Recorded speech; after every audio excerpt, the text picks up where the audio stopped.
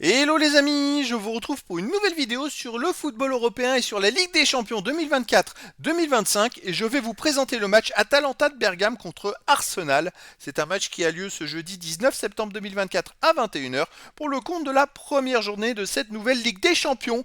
Alors nouvelle Ligue des Champions mais aussi nouveau format avec une poule unique avec 36 équipes, toutes les équipes tout simplement, et 8 journées de championnat.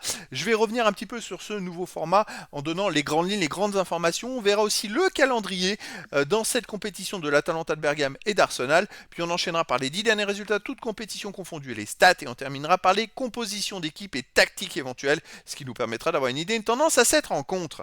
Alors on va pas tenir pour l'instant des places du classement puisque c'est classé par ordre alphabétique, il n'y a pas encore eu de match, mais vous voyez, c'est une poule donc de 36 équipes, les 8 premiers seront qualifiés pour les 8e de finale, la 9e à la 24e place, ce sera des matchs de 16e de finale ou de barrage, et donc ensuite, au-delà de la 24e place, ce sera une élimination tout simplement, et donc ça va être hyper intensif parce qu'un match nul finalement ça va pénaliser tout le monde. Il va falloir gagner les matchs et prendre les 3 points de la victoire pour espérer être dans les qualifiés.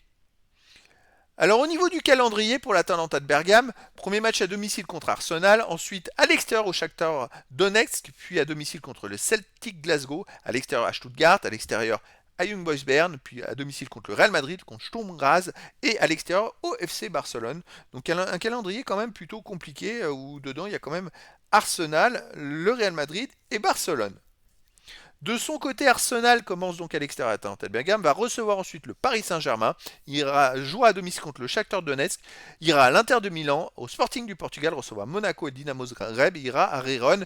Arsenal, c'est vrai qu'ils ont le PSG et l'Inter de Milan. Les premiers matchs, voilà, ça alterne avec des équipes plutôt costauds. Et ensuite, je dirais que c'est à leur portée. De toute façon, Arsenal, pour moi, devrait se qualifier. Alors après, est-ce qu'ils vont réussir à être dans les 8 premiers? Ça peut être compliqué. Il y a tellement d'équipes en jeu. Il suffit de rater un ou deux premiers matchs et puis d'être long au classement pour pas revenir.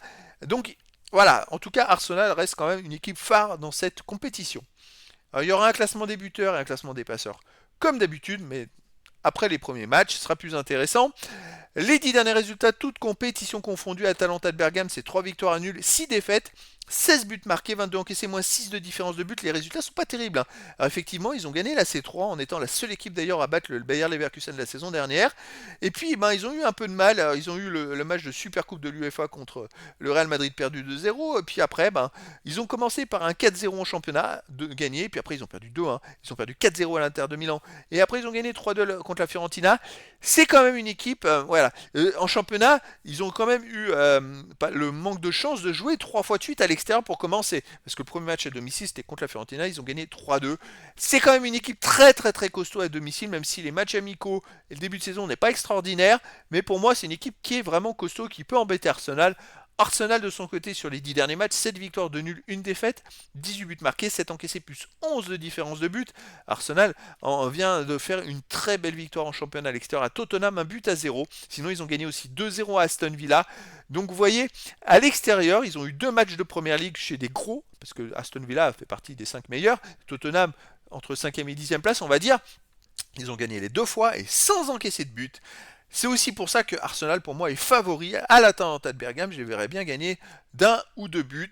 Après, voilà, dans le foot, tout est possible.